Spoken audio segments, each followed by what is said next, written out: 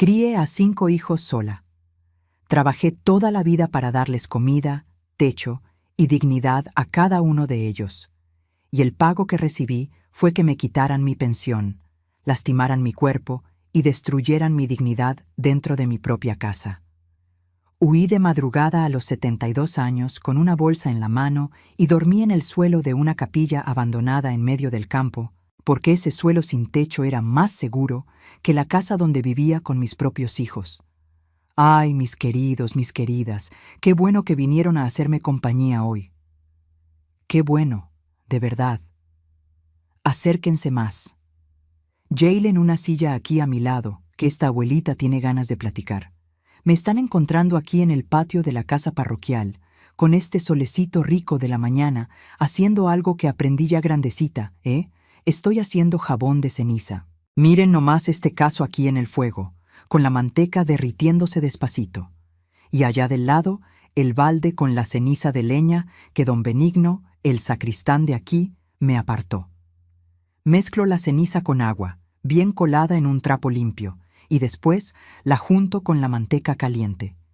Hay que ir meneando, meneando, meneando con esta cuchara de palo que ya está toda gastada de tanto uso, hasta que se forma esa barra de jabón firme que limpia todo. Limpia ropa, limpia cazuela, limpia el suelo. Y yo siempre digo, si al menos se pudieran limpiar las tristezas de la vida con jabón de ceniza, yo ya hubiera hecho unas 100 barras, mis hijos. Ya hubiera hecho unas 1000. La doña Refugio, la cocinera de aquí de la casa parroquial, fue quien me enseñó esta receta. Cuando yo llegué aquí, hace ya 4 años, yo no sabía hacer nada más que piloncillo y queso fresco. La Refugio me fue enseñando con esa paciencia de santa que solo la gente buena de verdad tiene. Y hoy yo hago el jabón. Hago gorditas al estilo de ella y todavía ayudo a cuidar el huerto de hierbas que don Benigno plantó allá en el rinconcito del jardín. Hay hierbabuena, cebollín, cilantro, albahaca. El olor de mañana es una belleza cuando el rocío todavía está mojando las hojitas verdes. Yo vengo aquí temprano, antes de que caliente el sol, riego las matas, platico con ellas. Sí, mis hijos, yo platico con las plantas, porque la planta escucha, la planta siente, la planta responde creciendo bonita cuando uno la trata con cariño. Y el cariño es algo que aprendí a darle a quien se lo merece, después de haberlo dado tanto a quien no supo recibirlo. Mi nombre es Perpetua. Perpetua María de Sousa. Tengo 76 años y vivo aquí en Aguascalientes. Esta tierra de calor seco que raja el suelo y raja la piel, pero que tiene un pueblo fuerte, trabajador, de fibra dura. Aguascalientes es una ciudad que muchos conocen por sus fiestas y su feria, pero también tiene sus barrios viejos, sus calles empedradas, su gente que se conoce por el nombre y por el apodo. Tierra de buenos quesos, de carnitas, de birria, de cajeta, de calor que parece que el sol está pegado en las espaldas de uno. Y es aquí donde nací, aquí donde crié a mis 5 hijos, y es aquí donde estoy hasta hoy. Solo que ahora ya no vivo en mi casa. Vivo en un cuartito en el fondo de la parroquia, en la casa parroquial, con el padre Enrique, la doña Refugio y don Benigno. Y les digo con toda la sinceridad de mi corazón, viejo y cansado, esos 3 seres humanos que no son de mi sangre me tratan mejor de lo que mis 4 hijos de sangre jamás me trataron en toda la vida. Pero antes de que les cuente toda esta historia, que es larga y pesada y les va a doler en el corazón como me duele a mí, déjenme hacerles un pedidito especial. Cuéntenme aquí en los comentarios desde qué ciudadcita me están viendo y a qué horita del día encontraron el video de esta abuelita, si es de mañanita con el café calientito en la mano, después de la comida en esa perecita rica o ya de nochecita preparándose para descansar. Yo siempre leo todos los comentarios, Todos, uno por uno, con mis lentes en la punta de la nariz.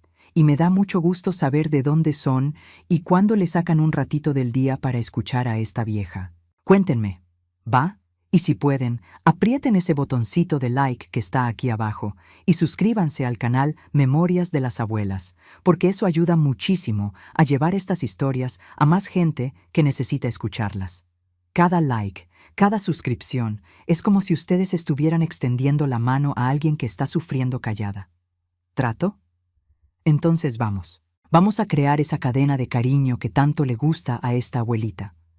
Ahora, mis hijos, preparen el corazón, porque lo que les voy a contar hoy es la historia más difícil que esta boca ha pronunciado en 76 años de vida. Es la historia de cómo yo, una mujer de 72 años, con artritis en las rodillas y presión alta, tuve que huir de mi propia casa de madrugada, descalza, con una bolsa de plástico en la mano, e ir a dormir en el suelo de una capilla abandonada en medio de un potrero. Porque mi propia casa, la casa que mi marido Osvaldo construyó ladrillo por ladrillo, con sus manos callosas durante 8 años, se había convertido en el lugar más peligroso del mundo para mí. Y quien la convirtió en ese infierno no fue ningún malandro, ningún extraño, ningún mal vecino. Fueron mis propios hijos, los muchachos que amamanté en el pecho, que crié sola después de que su padre murió, a quienes les di todo lo que tenía y lo que no tenía, por quienes pasé hambre para darles de comer, y que me pagaron con lo que ninguna madre en este mundo merece recibir. Yo nací aquí en Aguascalientes en 1950, en un día caluroso de agosto, que mi mamá contaba que el calor estaba tan fuerte que tuvo que echar cubetas de agua en el suelo de tierra de la casa para refrescar el aire antes de parirme. Mi mamá se llamaba Doralice Ferreira de Sousa, una mujer menuda, flaca de hueso, cabello lacio negro, que recogía en un chongo igual al que yo me hago hasta hoy, con esos ganchitos de metal que uno compraba en la tienda de don Nicanor allá en la calle de abajo. Mujer de fibra, de asadón, de milpa, de sol en la cara y tierra en los pies. Nació y murió en Aguascalientes. Mi mamá nunca vio el mar, nunca se subió a un avión, nunca pisó una ciudad grande, pero crió 6 hijos con la fuerza que tenía en sus manos rajadas y la fe que cargaba en el pecho. Fe de mujer del campo, que reza de noche mirando el cielo, y de madrugada se levanta antes que el gallo para encender el fogón. Mi mamá era así, y yo le salí en todo, menos en la suerte con los hijos. Mi papá era el Tiburcio de Sousa, hombre alto, seco, de piel oscura, quemada por el sol de tanto trabajar en el campo sin camisa. Trabajaba en la siembra de maíz y en las temporadas de seca buscaba trabajo de jornalero en los ranchos de los alrededores, cuando la milpa no daba lo suficiente. Hombre callado, de pocas palabras, de esos que hablan más con los ojos que con la boca, pero brazo fuerte y corazón bueno. Nunca le puso la mano encima a ninguno de nosotros con rabia, nunca le levantó la voz a mi mamá, nunca llegó a la casa echando pleito, oliendo a pulque. Era de esos hombres del campo que trabaja de sol a sol, llega a la casa, se lava la cara y los brazos en el balde de lámina, se sienta en la puerta de enfrente, enrolla un cigarrito de hoja seca y se queda ahí mirando el cielo anaranjado de Aguascalientes hasta que la cena esté lista. Murió de un infarto en 1978, sentado en esa misma puerta, mirando ese mismo cielo. Cuando mi mamá fue a llamarlo para cenar, ya estaba frío. Tenía 58 años. Yo tenía 28 y ya estaba casada con Osvaldo. Éramos 6 hermanos, yo era la tercera. Estaba el Geraldo, el mayor, que era callado y fuerte, igual que mi papá. Después la Bastiana, que cantaba bonito y lavaba ropa en el río con mi mamá desde chica. Después yo, después el Dimas, que era muy travieso y siempre andaba recibiendo chancletazos. La Lindalba, que era la más bonita de todas, con el cabello largo que le llegaba a la cintura. Y el Toño, el más chico, que nació muy débil y mi mamá tuvo que rezar 9 novenas para que sobreviviera el primer año. Casa de 6 hijos en el campo es casa ruidosa, mis queridos. Es grito de mañana para despertar. Es pleito de tarde por culpa de algún juego. Es carcajada de noche cuando mi papá contaba historias de aparecidos. Dormíamos amontonados, 3 en un cuarto, 3 en el otro. Colchón de hoja de maíz en el suelo, cubierto con sábana hecha de costal de harina que mi mamá blanqueaba al sol y cosía con hilo grueso. El baño era el monte detrás de la casa con una letrina que mi papá había cavado. El agua era del pozo cercano, que acarreábamos en la lata de 18 litros en la cabeza, caminando por la terracería bajo ese sol que hacía ver espejismos en el horizonte. La casa era de adobe, techo de teja colonial que goteaba cuando llovía fuerte, piso de tierra apisonada que mi mamá barría 3 veces al día para que no se juntara tanto polvo. Había una sala, 2 cuartos y la cocina con fogón de leña que se mantenía prendido todo el día porque siempre había olla en el fuego. Frijoles, arroz, atole, tortillas recién hechas y, cuando Dios ayudaba, un trocito de carne seca que mi papá traía del mercado. En el patio, un enorme árbol de guayaba que daba sombra a todo el terreno. Mi mamá tendía la ropa bajo ese árbol y nosotros nos subíamos a las ramas a comernos las guayabas maduras directo del árbol, con el jugo escurriendo por el brazo y las avispas zumbando alrededor, queriendo la misma fruta. La infancia fue pobre, mis hijos, pero fue buena, era feliz y uno no lo sabía. Jugábamos a las escondidas en el patio, a la casita bajo el árbol de guayaba, a pescar en el río con mi papá los domingos por la tarde. Mi mamá hacía pastel de elote en el fogón de leña para los cumpleaños, y lo comíamos calientito con leche fresca de vaca que la vecina doña Generosa nos regalaba. La Navidad era fiesta en Aguascalientes, misa de gallo a medianoche, fogata en el patio, ponche con tejocotes y canela, y mi papá tocando la guitarra mientras nosotros bailábamos alrededor del fuego. Era sencillo, era humilde, pero era amor, era familia de verdad. Yo estudié hasta el 4º año, porque en ese tiempo, en el campo, a la niña no se le daba mucho estudio. Mi mamá decía: Perpetua, aprende a leer, a escribir y a hacer cuentas, que lo demás te lo enseña la vida. Y la vida enseñó, mis hijos. La vida enseñó de un modo cruel, pero enseñó. Yo sé leer, sé escribir, sé hacer cuentas de cabeza más rápido que muchos por ahí. Porque la vida en el campo exige que uno calcule rápido cuánta harina alcanza para la semana, cuántos frijoles sobran para el mes, cuánto piloncillo se vende en el mercado para pagar el remedio. Cuando cumplí mis 18 años, conocí a Osvaldo. Osvaldo Ribeiro de Sousa, albañil, hombre moreno, fuerte, de mano gruesa y sonrisa bonita. Lo conocí en el mercado del sábado, yo vendiendo queso con mi mamá y él comprando material de construcción en la ferretería de don Zacarías, allá en la plaza. Él me miró, yo lo miré, y fue esa cosa que uno no explica, ¿sabe? Ese revoloteo en el pecho que no tiene remedio. Él empezó a aparecer en el mercado todos los sábados, compraba queso aunque no le gustara, nomás para verme. Mi mamá se dio cuenta, se rió y dijo: «Ese ya está comprado, Perpetua». Noviamos un año, todo bien, con respeto. Él iba a mi casa, platicaba con mi papá, tomaba café con pan de piloncillo, y a las 9 de la noche se iba, porque mi papá no dejaba que los muchachos se quedaran después de las 9. Nos casamos en 1969. Yo tenía 19 años y él 24. Boda sencilla en la parroquia de Aguascalientes, con vestido prestado de la Bastiana y pastel hecho por mi mamá. Fiesta en el patio de la casa con norteño de acordeón, mezcal y toda la vecindad bailando hasta que salió el sol. Fue el día más feliz de mi vida. Hasta hoy, cuando cierro los ojos, todavía veo la sonrisa de Osvaldo ese día. Osvaldo era bueno, era hombre de verdad. Trabajaba de albañil, llegaba a la casa todo embarrado de cemento, se bañaba, se sentaba a cenar conmigo y me preguntaba cómo había estado mi día. Nunca me gritó, nunca me levantó la mano, nunca me hizo llorar de tristeza. Empezó a construir nuestra casa en 1988, ladrillo por ladrillo, los fines de semana y en los ratos libres. Tardó 8 años. 8 años de sudor, de cemento, de ladrillo, de cansancio.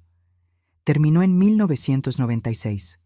3 cuartos, sala, cocina, baño, patio con árbol de guayaba y un lavadero de ropa, barda de ladrillo baja y portón de fierro que rechinaba cuando se abría. Calle de tierra en el barrio de San Gonzalo, en las orillas de Aguascalientes. No era grande, no era lujosa, pero era nuestra, construida con el sudor de mi marido y el sueño que soñábamos juntos. Murió en 1998, 2 años después de terminar la casa. Murió ahogado en la presa. Fue a pescar un domingo de mañana, como hacía todos los domingos desde que lo conocí. Salió con su caña, su sombrero de palma y esa sonrisa que le iluminaba la cara. No volvió. Encontraron el cuerpo el lunes, aguas abajo, atorado en unas ramas, el sombrero flotando a la orilla. Dijeron que fue un calambre y la corriente se lo llevó. Yo no sé. Solo sé que ese día el sol de Aguascalientes se me enfrió y nunca volvió a calentar bien. Me quedé sola con 5 hijos. El Adenor tenía 19 años, el Gildacio 16, la Nildet 13, el Ronildo 10 y la Edivana 7. 5 bocas, una pensión de viuda miserable y los brazos de esta mujer que aquí ven. Empecé a hacer queso en la casa y llevarlo al mercado del sábado. También hacía cajeta con la leche que compraba de doña Generosa, la vecina de enfrente que tenía 2 vacas en el corral.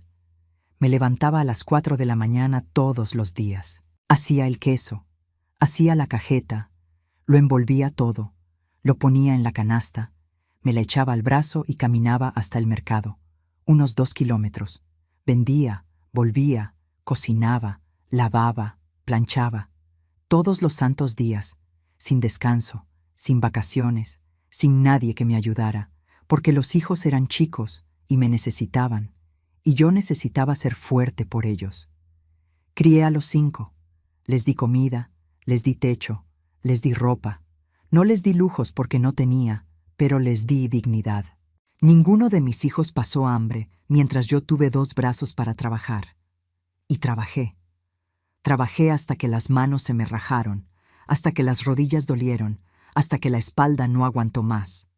Y cuando crecieron, yo pensé, ahora voy a descansar. Ahora mis hijos me van a dar tranquilidad.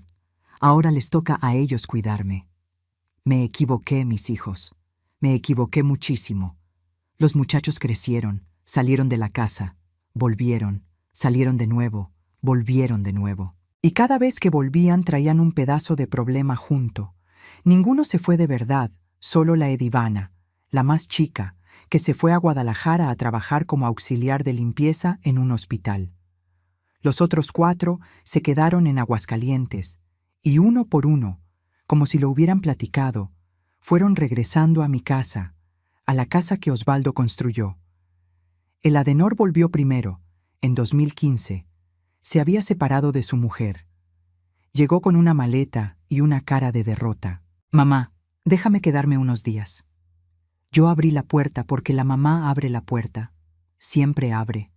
Los días se volvieron semanas, las semanas se volvieron meses, y los meses se volvieron años, y él nunca más se fue. El Gildacio volvió en 2016. Había perdido el trabajo en la ladrillera, perdido a la mujer que se fue con otro, perdido todo lo que había construido. Llegó una noche de viernes oliendo a pulque, con la ropa arrugada y los ojos rojos. Mamá, no más esta noche. Una noche se volvió 2, 2 se volvieron 10, 10 se volvieron el resto de su vida ahí adentro, y vino con un compañero invisible que ya nunca lo soltó. La botella. La Nildet volvió en 2017. Su marido era trailero, vivía en la carretera, se desaparecía meses sin dar señas. Ella no tenía dinero, no podía pagar renta, no tenía a dónde ir. Vino con 2 hijos, mis nietos, que en ese entonces tenían 14 y 16 años. Mamá, es temporal. Lo temporal dura hasta hoy. El Ronildo volvió en 2018.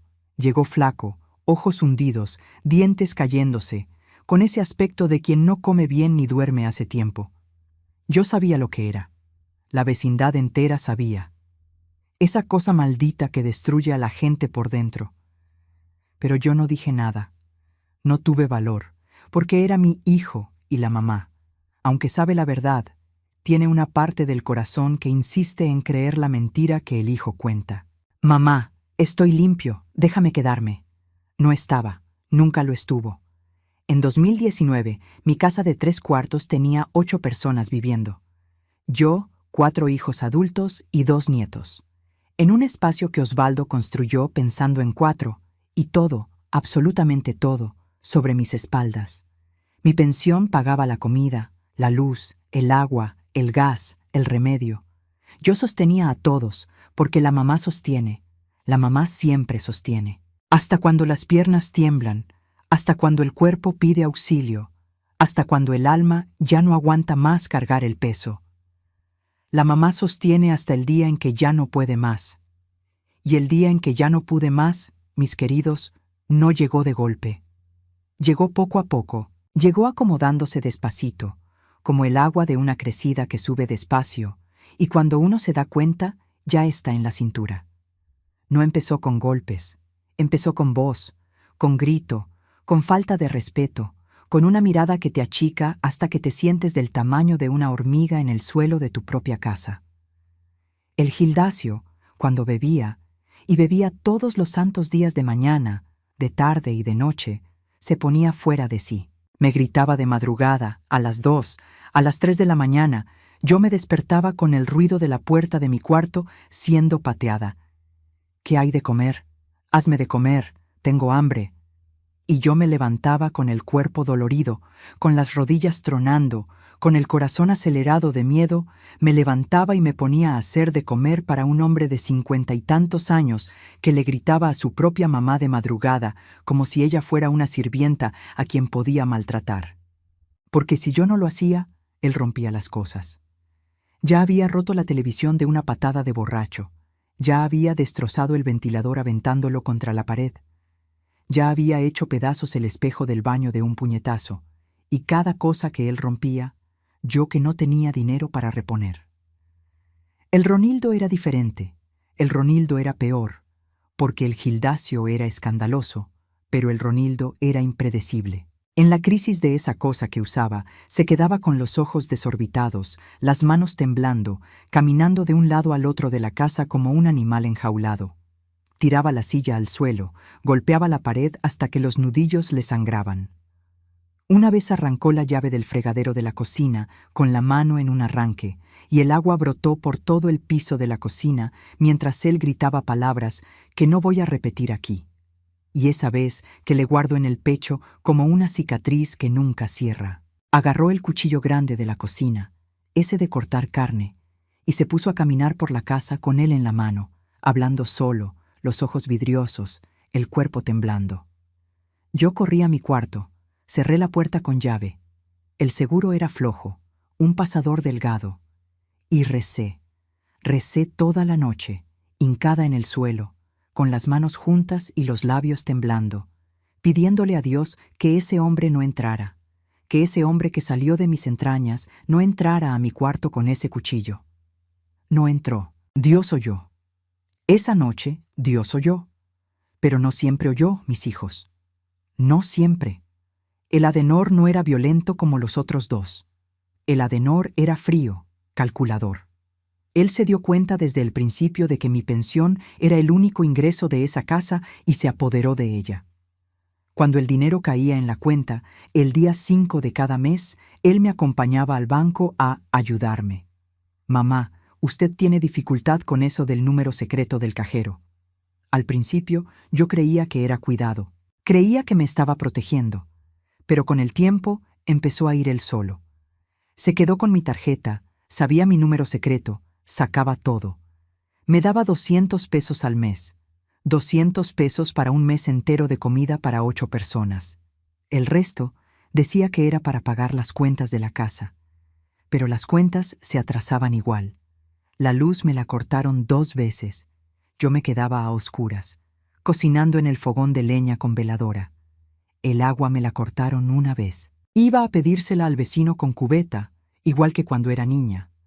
Yo compraba con mis 200 pesos arroz, frijoles y tortillas, y él gastaba el resto en la cantina con el Gildacio, en lo que no quiero imaginar con el Ronildo, y en sabe Dios qué más. La Nildet no golpeaba, no gritaba, no robaba.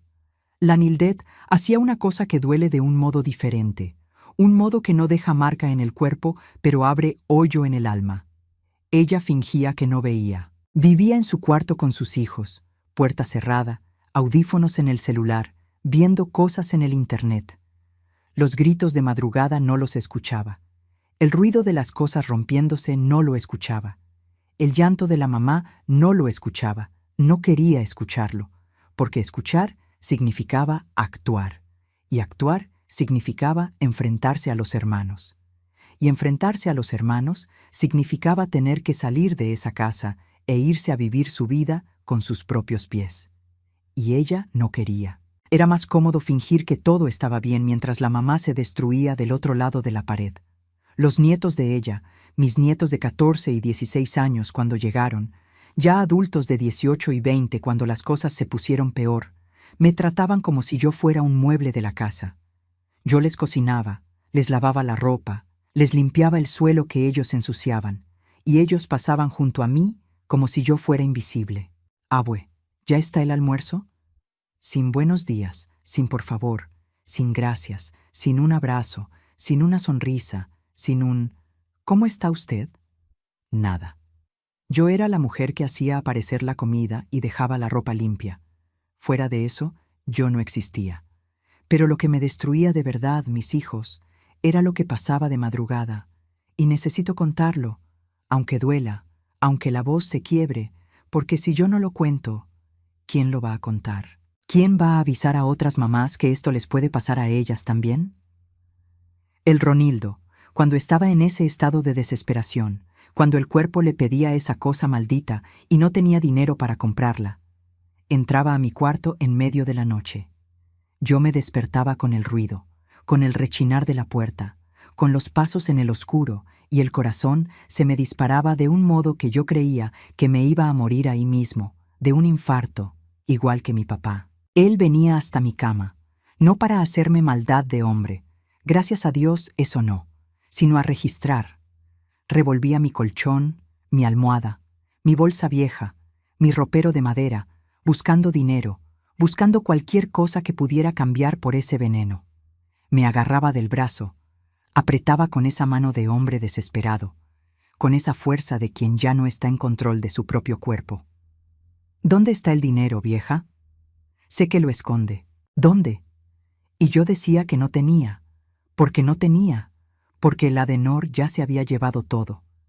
Él apretaba más, me sacudía, me aventaba de vuelta a la cama como si fuera un muñeco de trapo, revolvía todo de nuevo, y cuando no encontraba nada, salía azotando la puerta con tanta fuerza que la pared temblaba. Eso pasaba 3, 4 veces por semana, siempre de madrugada, siempre en el oscuro, siempre con ese olor, un olor químico, amargo, que se le impregnaba en la ropa y en el pasillo por donde pasaba. Yo dejé de dormir. Me quedaba sentada en la cama, la espalda recargada en la pared, con los ojos abiertos en la oscuridad, toda la noche esperando que la puerta se abriera. El corazón martillando en el pecho a cada ruido, el viento en la ventana, el perro del vecino ladrando, el portón de fierro rechinando. Cualquier cosa me hacía brincar del susto, cualquier cosa me hacía temblar. El Gildacio borracho también entraba a mi cuarto, no a registrar, sino a gritar. Se quedaba en la puerta o entraba, y se paraba en medio del cuarto oscuro, tambaleándose, y me gritaba cosas que ninguna mamá debería escuchar de un hijo. Cosas que rasgan por dentro, cosas que una persona no olvida nunca más. Yo me quedaba encogida en la cama, tapándome los oídos con las manos, llorando sin hacer sonido, porque aprendí que si hacía sonido, si lloraba alto, él gritaba más. Entonces lloraba callada, mordiéndome el rebozo, tragándome el sollozo, dejando que la lágrima corriera por la cara y mojara la almohada en silencio. Y cuando él se iba, yo me volteaba al lado, abrazaba la almohada mojada y me quedaba ahí temblando hasta que salía el sol. El Adenor sabía todo. Su cuarto era pared con el mío. Él oía los gritos, oía el ruido de las cosas aventándose, me oía llorar. No hacía nada, nunca hizo nada, porque el Adenor había hecho la cuenta. Si enfrentaba a los hermanos, ellos podían irse, y si se iban, él perdía la excusa para seguir controlando mi dinero. Porque con los hermanos ahí, necesitando comida y luz y agua, él justificaba el control de la pensión como administración de las cuentas de la casa. Sin los hermanos, el teatro se acababa. Entonces él se quedaba en su cuarto, con el ojo cerrado y el oído abierto, dejando que la mamá se destruyera, porque la destrucción de la mamá era el precio que él aceptaba pagar para seguir viviendo de gratis. Yo tenía 72 años en esa época, artritis en las rodillas que no me dejaba caminar bien, presión alta descontrolada porque el Adenor no compraba mis remedios. Decía que eran caros, que no había dinero, a pesar de tener mi pensión entera en la mano. Principio de diabetes que nadie trataba. No tenía fuerza para pelear, no tenía dinero para irme. Mi tarjeta del banco la tenía el Adenor. No tenía teléfono. El Ronildo había vendido mi celular por 300 pesos para comprar droga. No tenía a quién pedirle ayuda. Los vecinos oían los gritos. En Aguascalientes, la gente en los barrios viejos oye todo, pero nadie se metía. Es pleito de familia, decían, y seguían de largo. Miraban para otro lado, cerraban la ventana. Nunca es pleito de familia, mis queridos. Nunca. Es una vieja siendo destruida dentro de su propia casa por los hijos que ella crió con sus propias manos. Yo vivía presa dentro de esa casa sin necesitar candado. La puerta no tenía tranca por fuera, pero yo estaba tan presa como si la tuviera. Presa por el miedo, presa por la debilidad del cuerpo, presa por la vergüenza. Porque da vergüenza, mis hijos, confesarle al mundo que los propios hijos te maltratan. Uno siente como si la culpa fuera de uno, como si hubiera fallado en algo, como si hubiera criado mal, y esa vergüenza se pega a uno como chapopote y no sale. Yo iba al mercado del sábado, cuando me dejaban ir, cuando había dinero para ir, con manga larga para que nadie viera los moretones en los brazos, con la sonrisa ensayada para que nadie se diera cuenta de que por dentro me estaba derrumbando. Y la gente saludaba: «Buenos días, doña Perpetua. ¿Cómo están los muchachos?» Y yo respondía: «Bien, gracias a Dios». Mentira. La mentira más grande que dije en la vida, y la dije todos los sábados por años. La Edivana, mi más chica allá en Guadalajara, llamaba una vez al mes. «¿Cómo está, mamá?» «Bien, mija», porque el Adenor se quedaba al lado, oyendo cada palabra. Una vez intenté dar una señal, dije: «Todo está igual por aquí, mija, igualito», esperando que ella notara algo en mi voz, algo en el modo de hablar. No lo notó. Porque era más fácil creer que todo estaba bien. Porque Guadalajara queda lejos. Porque su vida allá también era difícil. Porque nadie quiere creer que la mamá está sufriendo cuando no puede hacer nada. Y el teléfono un día dejó de contestarse porque el Ronildo vendió el aparato, y yo me quedé sin hilo ninguno con el mundo de afuera. La decisión llegó una noche de mayo de 2022. El Ronildo entró a mi cuarto a las 2 de la madrugada. Yo estaba sentada en la cama, como siempre, recargada en la pared, con los ojos abiertos en el oscuro. Oí los pasos en el pasillo. El corazón se me disparó. La puerta rechinó. Él entró, pero esta vez era diferente. Yo lo sentí. El aire se sintió diferente. La energía se puso pesada. Se vino hasta mi cama, y yo vi un brillo en su mano. Ese cuchillo, el cuchillo grande de la cocina que yo usaba para cortar carne en las raras veces que había carne para cortar. Me apoyó la hoja fría en el cuello, su aliento en mi cara, ese olor que no tiene nombre, olor químico, olor a veneno, olor a cosa podrida que destruye al ser humano de adentro para afuera. «Mamá, necesito 200 pesos ahora. Si no me los da, le juro que hago una desgracia». Yo miré a mi hijo, a ese ser que estaba ahí, frente a mí, con un cuchillo apoyado en el cuello de la mujer que le dio la vida. Y vi en su cara al niño que tuvo varicela y al que yo pasé 5 noches desvelada poniéndole paño mojado, al niño que tuvo fiebre y al que cargué 4 kilómetros de madrugada hasta el centro de salud, al niño que cuando le tenía miedo al trueno, venía a dormir abrazadito conmigo. A ese niño le dije: «Debajo del colchón, debajo de mí». Él me empujó a un lado, sin cuidado, sin compasión. Levantó el colchón, encontró los 800 pesos que yo escondía ahí hacía semanas, guardando centavo por centavo de lo poco que el Adenor me daba, para comprar el remedio de la presión. Agarró todo, se lo metió en la bolsa, salió sin decir una palabra. Azotó la puerta.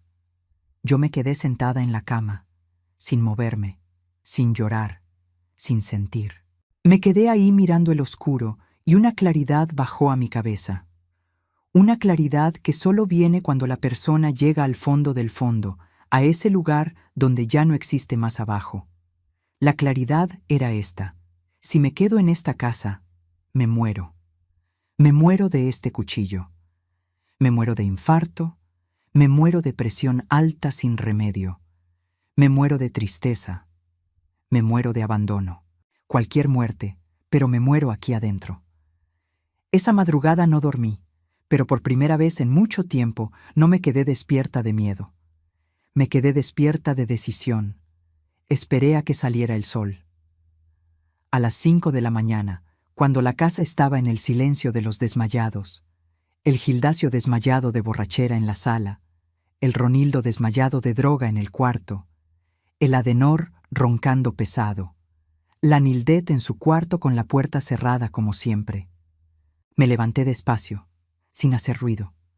Agarré una bolsa de plástico del armario de la cocina, metí adentro una muda de ropa, mi Biblia raída que era de mi mamá, mi credencial de elector que escondía dentro de la funda de la almohada desde que el Ronildo empezó a robar todo, y un paquete de galletas de animalitos que estaba en el fondo del armario.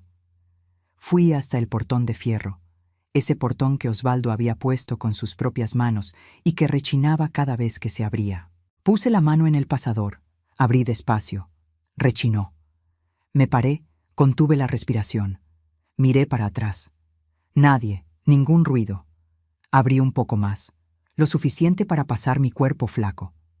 Pasé. Salí a la calle de tierra descalza, porque mis guaraches estaban en la sala y no podía arriesgarme a ir por ellos. Descalza, con una bolsa en la mano, en el oscuro del amanecer de Aguascalientes. Empecé a caminar sin saber para dónde, el corazón latiendo fuerte, pero no de miedo esta vez. De otra cosa, de algo que no había sentido en años y que tardé en reconocer. Libertad. La calle de tierra estaba fría bajo mis pies descalzos. El aire de la mañana entraba a mis pulmones como si fuera la primera vez que respiraba de verdad. El cielo todavía estaba oscuro, con unas estrellas necias que insistían en brillar. Y yo caminé. Salí del barrio de San Gonzalo, agarré el camino de terracería que va para el campo y caminé 1 hora, 2 horas. El sol fue subiendo despacio, pintando el horizonte de naranja y rosa, y el calor de Aguascalientes fue llegando junto. Las rodillas dolían a cada paso, la artritis gritaba, las coyunturas tronaban, los músculos ardían, los pies sangraban en el cascajo suelto del camino. Pero caminé, porque parar era volver, y volver era morir. Los pies me llevaron a un lugar que yo no había planeado ir, pero que mi corazón conocía sin necesitar mapa. La capilla de San Lázaro queda a 4 kilómetros del pueblo, en medio de un potrero abandonado, rodeada de monte bajo y hormigueros. Construcción vieja, paredes de adobe rajado, techo de teja colonial con la mitad ya caída, puerta de madera gruesa sin candado, comida por los años y por el comején. Mi mamá me llevaba a esa capilla cuando yo era niña. Había fiesta de San Lázaro todos los meses de agosto. Fogata, rezo del rosario, norteño de acordeón, pan de piloncillo. Yo recordaba el camino como si hubiera caminado ahí ayer. Los pies sabían. Empujé la puerta de madera. Rechinó más fuerte que el portón de mi casa. Entré. Olor a humedad, a tierra mojada, a tiempo detenido. Una imagen de San Lázaro en el altar de cemento, despostillada con la pintura cayéndose. Un brazo roto, 2 bancas de madera comidas de comején, cubiertas de polvo y telaraña, piso de tierra apisonada con hierba brotando en las grietas. Me senté en una banca, pasé la mano por la madera áspera, abrí el paquete de galletas, me comí 3 despacito, cada galleta masticada con cuidado, como si fuera la última comida del mundo. Fui atrás de la capilla y encontré un chorro de agua que brotaba de entre las piedras y corría por una manguera improvisada. Agua limpia, fría, cristalina. Bebí con las manos en cuenco, me lavé la cara, me lavé los pies que sangraban. Volví adentro. Puse la bolsa de ropa como almohada en la banca de madera. Me acosté y dormí. Dormí de día, con el sol entrando por las grietas del techo roto y haciendo rayas de luz en el suelo de tierra. Y dormí sin miedo, por primera vez en años, mis queridos. Dormí sin el corazón disparado, sin el oído atento a la puerta, sin el cuerpo encogido esperando la mano que agarra, el grito que destruye, el cuchillo que amenaza. Dormí y soñé con Osvaldo. Él estaba sentado en la puerta de nuestra casa, fumando su cigarrito, mirando el cielo de Aguascalientes. Volteó hacia mí y sonrió. No dijo nada, solo sonrió. Esa sonrisa que era la cosa más bonita que yo había visto en esta vida. Y en el sueño entendí que estaba en el lugar correcto, que San Lázaro, el santo de los enfermos, de los que sufren, de los olvidados, me estaba cobijando como si la capilla fuera sus brazos envolviéndome. Me quedé ahí un día, 2, una semana. Me comí las galletas hasta que se acabaron. Después encontré un árbol de guayaba atrás de la capilla, cargado de guayabas maduras cayéndose al suelo, sin nadie que las recogiera. Comí guayaba en el desayuno, guayaba a mediodía, guayaba en la cena, bebí agua del chorro, dormía en la banca de día y de noche. La puerta la trancaba por adentro, recargando la otra banca contra ella. No era un seguro de verdad, pero era suficiente para que yo oyera si alguien intentaba entrar. No había luz eléctrica, no había baño.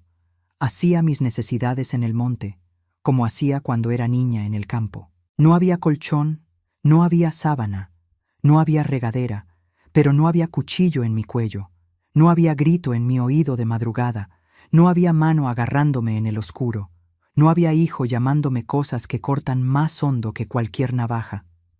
Era suficiente. En ese momento de mi vida, aquello era suficiente. En la segunda semana, una mañana de junio de 2022, yo estaba sentada en la banca con la Biblia abierta en el regazo, leyendo los salmos, el Salmo 23, que mi mamá me enseñó de memoria, cuando oí el ruido de un carro parándose en el camino. Después, pasos en el monte, después la puerta de madera siendo empujada. Era el padre Enrique Maciel, párroco de la iglesia principal de Aguascalientes desde hacía 14 años. Hombre tranquilo, barba grisácea, ojos mansos, de quien ya ha visto mucho sufrimiento en esta vida y aprendió que lo mejor que se puede hacer es escuchar. Nació en un pueblo del norte de Jalisco. Estudió el seminario en Guadalajara y vino a parar a Aguascalientes por nombramiento de la diócesis. Cura de pueblo, bautiza, casa, entierra, visita enfermos, resuelve pleitos de vecinos, aconseja parejas en crisis, consuela viudas, le da su regañada al marido que bebe de más, conoce a cada familia del barrio por el nombre, el apellido y la historia. Él hacía visita pastoral a las comunidades rurales una vez al mes, pasaba en carro por el camino y vio humo saliendo de la capilla. Yo había hecho una fogata en el patio para espantar los mosquitos que me atormentaban de noche. Paró el carro, vino a ver qué era, y me encontró ahí adentro, flaca, sucia, descalza, con los ojos más cansados que él había visto en un ser humano. Él me dijo eso después, con la voz quebrada. «Doña Perpetua, ¿usted está viviendo aquí?» Yo lo miré. Lo conocía. Todo mundo en Aguascalientes lo conoce. Y algo dentro de mí, algo que había estado encerrado durante años debajo de capas de miedo y vergüenza, se soltó como una presa que ya no aguanta más el peso del agua y revienta de una vez. «Sí, padre. ¿Y qué?» Y le conté todo, palabra por palabra, sin adorno, sin disfraz, sin tratar de suavizarlo. Le conté del Adenor agarrando mi dinero, del Gildacio gritando de madrugada, del Ronildo con el cuchillo en mi cuello, de la Nildet fingiendo que no veía nada mientras yo me deshacía del otro lado de la pared. Le conté de los moretones en los brazos que yo escondía con manga larga, del miedo que no me dejaba dormir, de las noches en vela esperando que la puerta se abriera, de la bolsa con galletas y de la huida de madrugada descalza por el camino de tierra. El padre oyó todo sentado en la otra banca de Comején, sin interrumpir, sin poner cara de espanto, sin decir «Dios mío», ni «qué horror». Tranquilo, las manos cruzadas en el regazo, los ojos en los míos, escuchando como solo el cura de pueblo sabe escuchar, con el cuerpo entero, con el alma abierta, con la paciencia de quien sabe que la persona que está hablando necesita mucho más ser escuchada que aconsejada. Cuando yo terminé, él se quedó en silencio, casi un minuto entero de silencio. El viento entrando por las grietas del techo, un pajarito cantando afuera, el San Lázaro despostillado mirándonos desde el altar. Después él dijo con esa voz mansa que tiene: «Doña Perpetua, usted no se va a quedar aquí, usted se viene conmigo». «¿A dónde, padre?» «A la casa parroquial. Hay un cuarto de huéspedes que nadie ha usado en años. Tiene cama de verdad, tiene colchón, tiene sábana limpia, tiene baño con regadera caliente, tiene comida 3 veces al día y tiene puerta con llave que usted tranca por adentro y nadie, doña, abre». Yo miré a ese hombre, al hombre que yo no parí, que yo no crié, que no era de mi sangre, ofreciéndome lo que mis 4 hijos de sangre me habían quitado: un lugar seguro, un techo sin miedo, una puerta con llave. Lloré. Lloré tanto que el padre se preocupó. Creyó que me estaba poniendo mal. Se vino a mi lado, me puso la mano en el hombro con suavidad y dijo: «Llore, doña Perpetua, llore todo, pero después usted se levanta y se viene conmigo, porque usted ya durmió demasiado tiempo en el suelo». Me levanté, las piernas me temblaban, agarré mi bolsa, mi Biblia, miré a San Lázaro despostillado en el altar, hice la señal de la cruz, le agradecí en pensamiento y me fui con él. La casa parroquial queda en el fondo de la iglesia principal. Casa antigua, grande, bien cuidada, paredes blancas, ventanas de madera pintadas de azul, corredor con silla de mecedora. El padre vive ahí con la doña Refugio, que es la cocinera, mujer de 63 años, cara redonda, sonrisa amplia, que cocina como si cada plato fuera un acto de amor.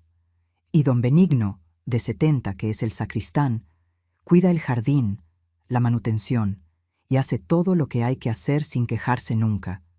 El cuarto de huéspedes es sencillo. Cama individual con colchón bueno, no de paja, no de espuma vieja, colchón de resortes firme y suave al mismo tiempo. Sábana blanca, limpia, oliendo a jabón. Ventilador de techo, ropero pequeño de madera, baño propio con regadera caliente, excusado, lavamanos con espejo y puerta con llave de metal. Llave de verdad, que tranca de verdad. Cuando yo entré a ese cuarto y vi la cama tendida con esa sábana blanca estirada, me paré en la puerta. No pude entrar. Las piernas se me trabaron. La doña Refugio vino detrás de mí, gentil, y dijo: «Pásele, doña, es suyo». «¿Mío? Mientras lo necesite, es suyo».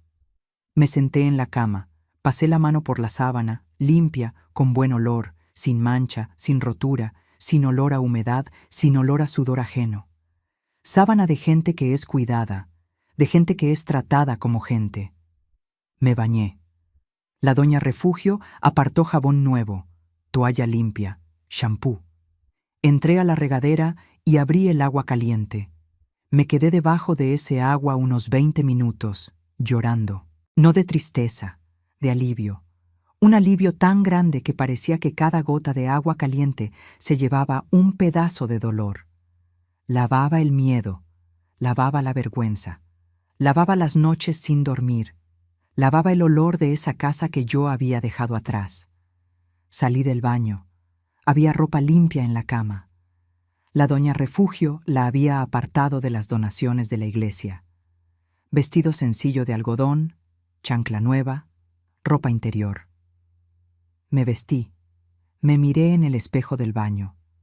Casi no me reconocí. Flaca, ojerosa, con unas ojeras tan hondas que parecían pintadas, pero limpia, viva, entera, todavía de pie. El padre me llamó a cenar. mesa con mantel de tela, plato de loza, vaso de vidrio, arroz blanco suelto, frijoles de olla con bastante caldito, carne de res deshebrada, ensalada de lechuga y jitomate. Él, la doña Refugio, don Benigno y yo. El padre rezó antes de comer, el Padre Nuestro, corto y sincero. Yo recé junto, con la voz quebrándoseme de emoción, y comí despacio. Cada bocado era un regreso a ser persona, a ser tratada como ser humano, a comer en una mesa con gente que te mira a los ojos y te pregunta si quieres más. Después de cenar, me fui al cuarto, cerré la puerta con llave, probé el seguro, firme, seguro, de metal. Di vuelta a la llave 2 veces, recargué la mano en la puerta cerrada y sentí la solidez de ella. Nadie iba a entrar, nadie iba a gritar, nadie me iba a agarrar en el oscuro. Me acosté en la cama, apagué la luz y el único sonido que escuché fue el ventilador de techo girando despacio y un grillo cantando en el jardín de don Benigno. Dormí a las 9 de la noche. Desperté a las 8 de la mañana siguiente. 11 horas de sueño, sin despertar una sola vez, sin pesadilla, sin brincar del susto, sin cerrar los ojos esperando lo peor. 11 horas seguidas de paz.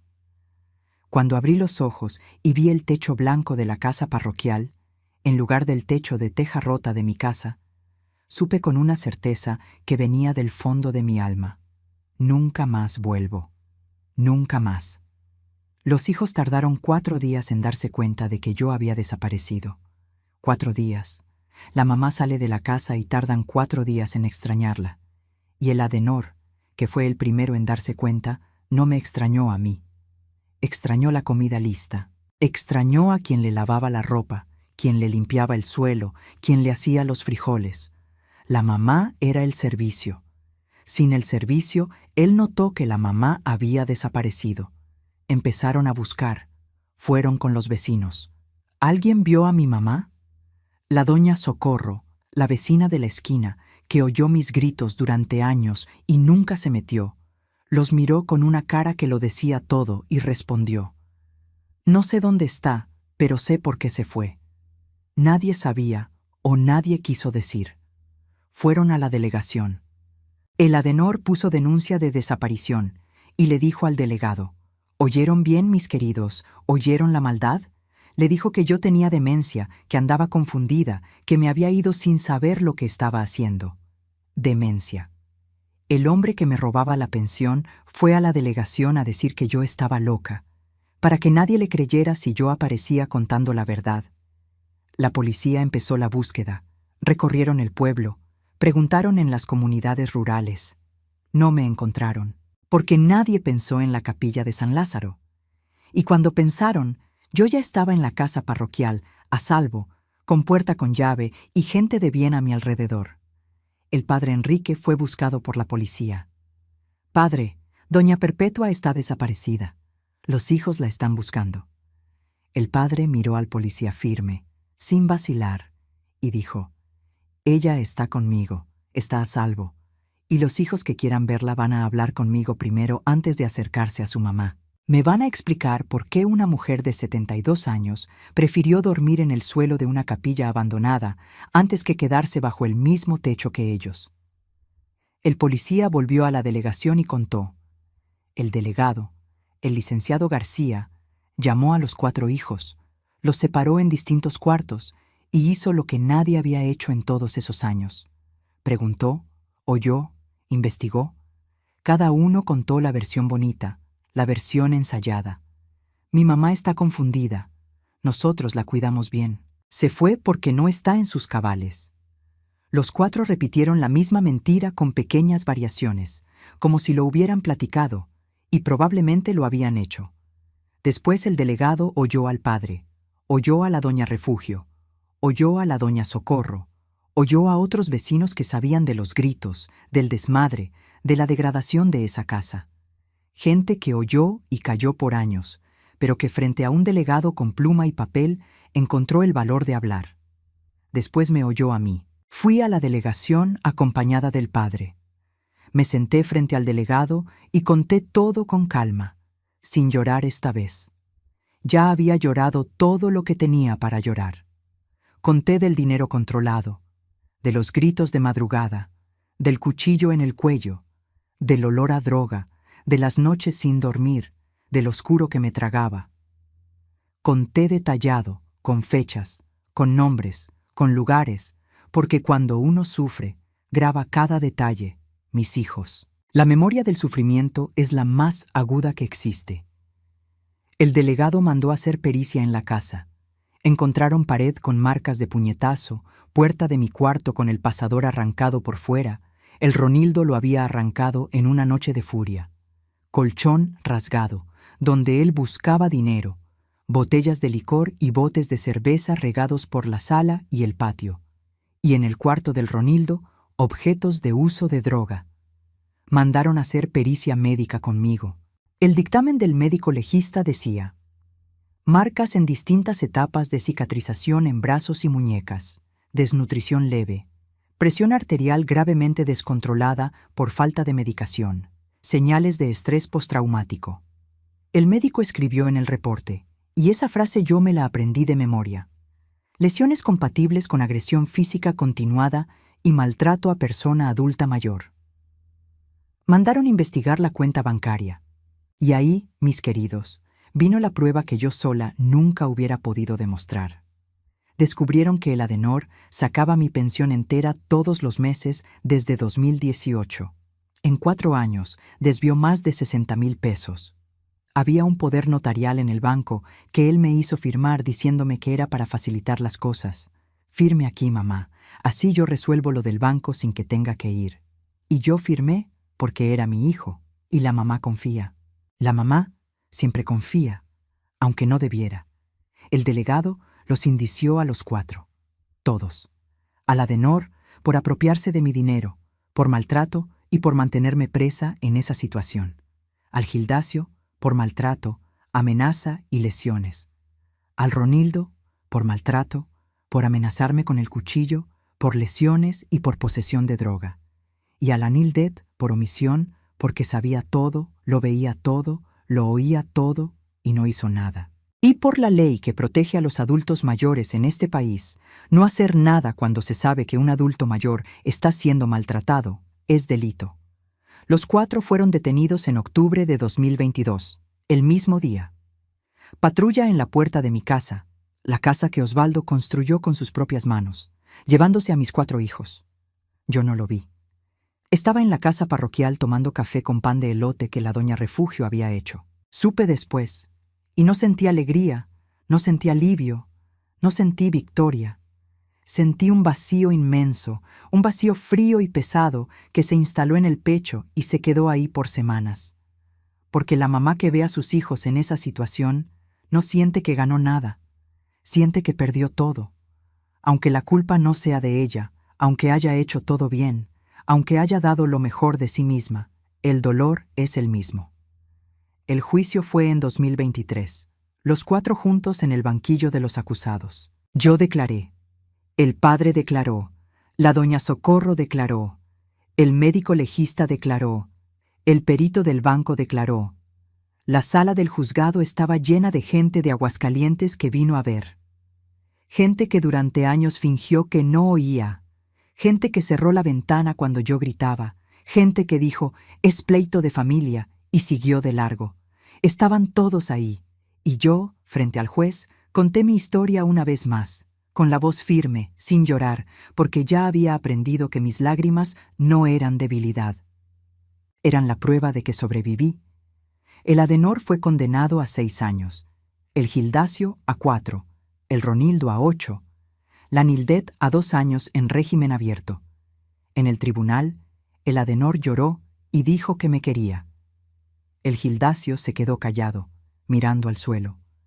El Ronildo le gritó al juez y fue sacado de la sala por los guardias. La Nildet pidió perdón con la cabeza agachada, con la voz tan baja que casi nadie oyó.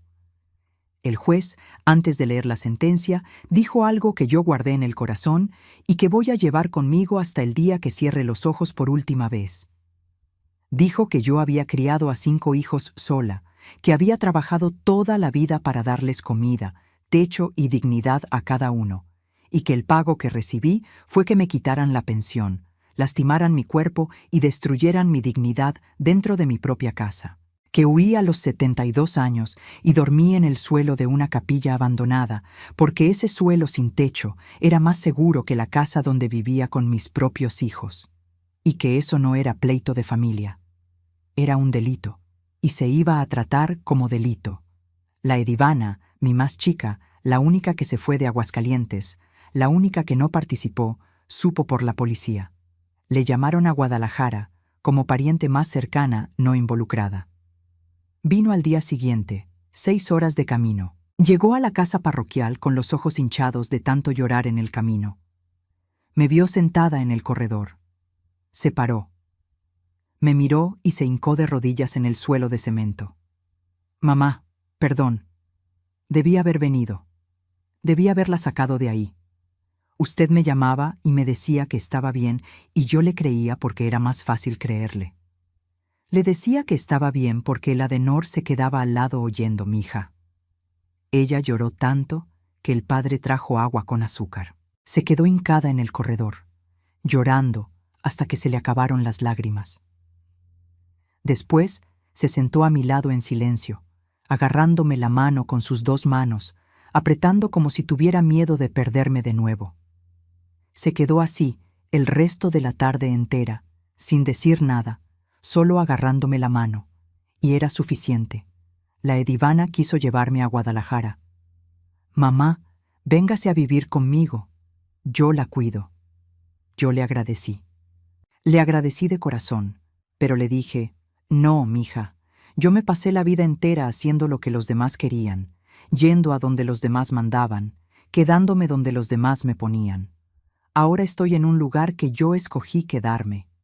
El padre me trata bien, la doña Refugio me trata bien, don Benigno me trata bien. Tengo un cuarto con llave, duermo en paz por primera vez en muchos años. Estoy en paz, déjame quedarme. Ella entendió, o trató de entender. Volvió a Guadalajara. Llama todas las semanas ahora, todos los miércoles por la noche sin falta. Viene a visitar cada mes. Trae queso fresco y cajeta de Jalisco.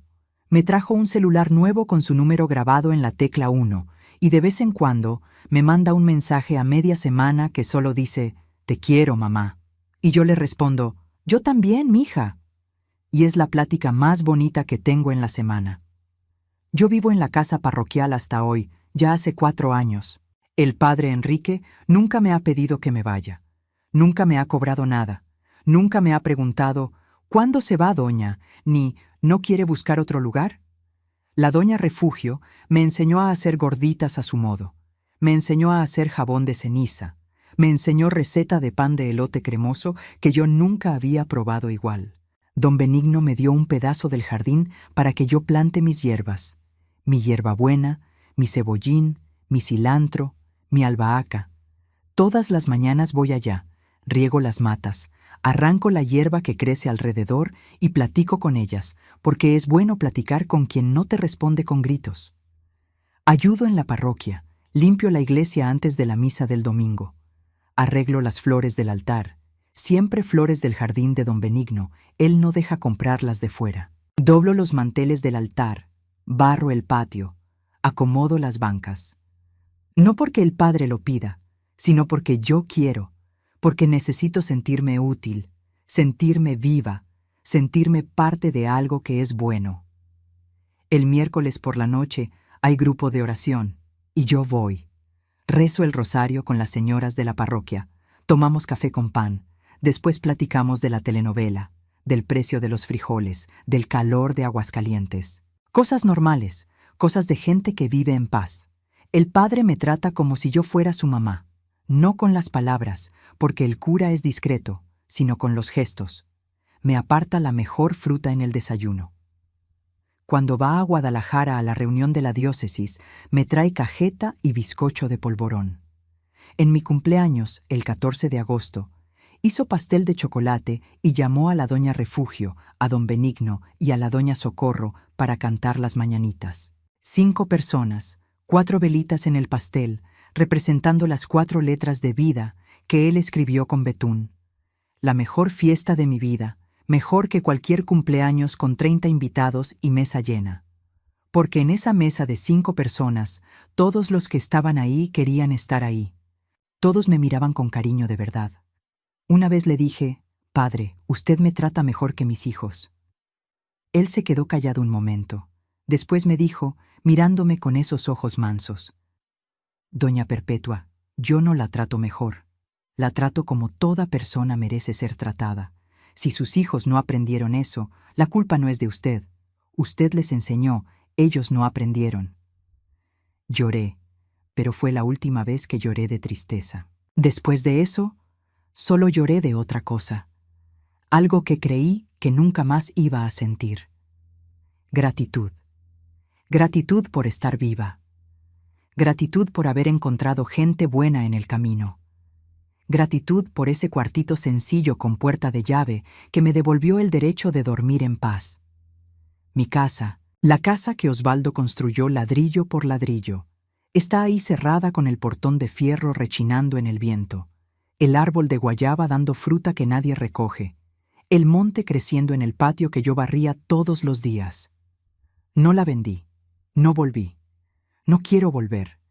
Esa casa tiene los fantasmas de 4 hijos que no supieron ser hijos. Y yo no quiero convivir con ningún fantasma. La edivana me preguntó una vez en una de sus visitas: «Mamá, ¿no quiere volver a su casa?». Yo le respondí: «Mija, la casa no son paredes. La casa no es ladrillo, no es techo, no es patio con árbol de guayaba. La casa es donde uno duerme sin miedo. Y mi casa ahora es un cuartito en el fondo de una iglesia, con un padre que me da los buenos días todas las mañanas, una cocinera que me guarda la mejor fruta y un sacristán que me dio un pedazo de su jardín. No tengo patio grande, no tengo árbol de guayaba, no tengo 3 cuartos. Tengo un cuarto con una llave que tranco por adentro. Y de noche, cuando me acuesto en mi cama de sábana blanca, el único sonido que escucho es el toque de las campanas de la iglesia a las 6 de la tarde y el grillo cantando en el jardín de don Benigno. ¿Y saben qué te digo, mija? Después de todo lo que esta abuelita vivió, el grillo cantando es el sonido más bonito del mundo. Porque el grillo cantando quiere decir que todo está quieto, que todo está en paz. Y yo, después de 72 años, finalmente aprendí lo que es la paz. Y tranco mi puerta y duermo. Mis queridos, mis queridas, si llegaron hasta aquí conmigo, si escucharon a esta abuelita hasta el final, quiero decirles algo directo de mi corazón al corazón de ustedes. Si alguien que está viendo este video ahora mismo conoce a una persona adulta mayor que vive en una situación parecida a la mía, una abuela, un abuelo, una mamá, un papá, que está siendo maltratado dentro de su propia casa por sus propios hijos, por favor, no cierren los ojos. No digan que es pleito de familia. No volteen para otro lado. No esperen a que alguien haga algo. Sean ustedes esa persona, porque yo esperé años a que alguien me ayudara y nadie vino. Hasta que yo misma tuve que salvarme, huyendo descalza de madrugada con una bolsa en la mano. Y no debería ser así. Ninguna mamá de 72 años debería necesitar huir de su propia casa para encontrar paz. Cuidar a quien nos crió no es un favor. Es obligación, es respeto, es humanidad. Yo les di todo lo que tenía a mis hijos, les di leche del pecho, les di noches de sueño, les di sudor, les di salud, les di juventud. Y ellos me devolvieron miedo, dolor y soledad. Pero no cuento esta historia para que me tengan lástima. La cuento para que abran los ojos, para que miren al adulto mayor que vive junto a su casa y pregunten: ¿está bien? ¿Está seguro? Porque a veces la respuesta está en los ojos cansados, en las mangas largas en día de calor, en la sonrisa que no llega a los ojos. Y una pregunta, una simple pregunta hecha con cariño, puede ser el comienzo de la liberación de alguien. Y si es usted quien está pasando por eso, si es usted quien está escondiendo los moretones y tragándose el llanto, le digo con toda la autoridad de quien vivió y sobrevivió: váyase, váyase mientras puede. No importa a dónde. Una capilla abandonada en medio del campo fue mejor que mi casa de 3 cuartos con 4 hijos adentro. Cualquier lugar donde usted duerma sin miedo es mejor que el palacio donde duerme temblando. Busque ayuda. En cualquier país donde esté, existen personas y organizaciones listas para extender la mano. No tiene que cargar ese peso sola. Yo lo cargué por años y casi me muero debajo de él. Y ahora mi último pedido, mis amores. Si esta historia tocó el corazón de ustedes, si sintieron algo aquí adentro mientras escuchaban a esta abuelita, les pido que se suscriban al canal Memorias de las Abuelas ahora mismo, aprieten la campanita para recibir las notificaciones, porque cada suscripción ayuda a llevar este mensaje a más gente. Y quién sabe si el próximo video no va a llegar a la pantalla de alguien que necesita escuchar exactamente esto. ¿Quién sabe si no va a ser la mano extendida que yo nunca tuve? Dejen un comentario aquí abajo con la palabra llave, porque fue una llave lo que me devolvió la paz. Una llave sencilla de metal que tranca una puerta por adentro.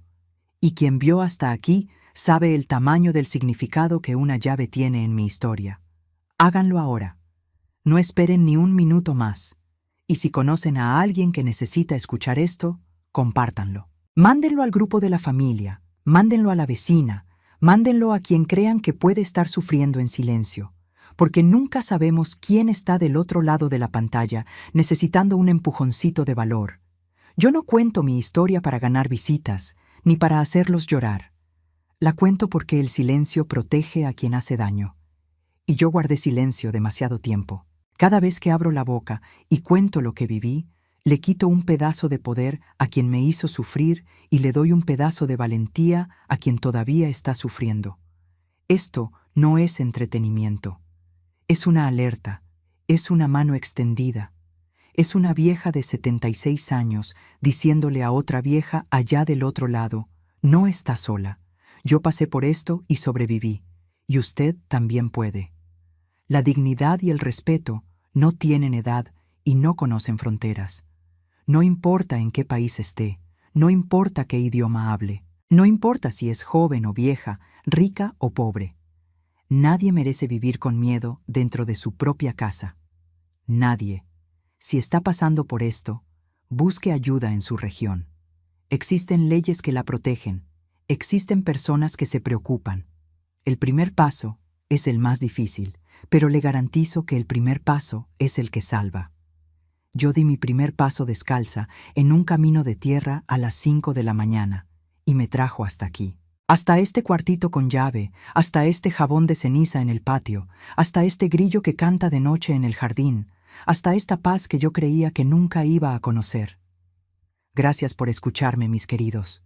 Que Dios bendiga a cada uno de ustedes, que proteja a cada abuela, a cada abuelo, a cada adulto mayor que está necesitando cuidado en este mundo, y que transforme cada corazón duro en corazón de gente.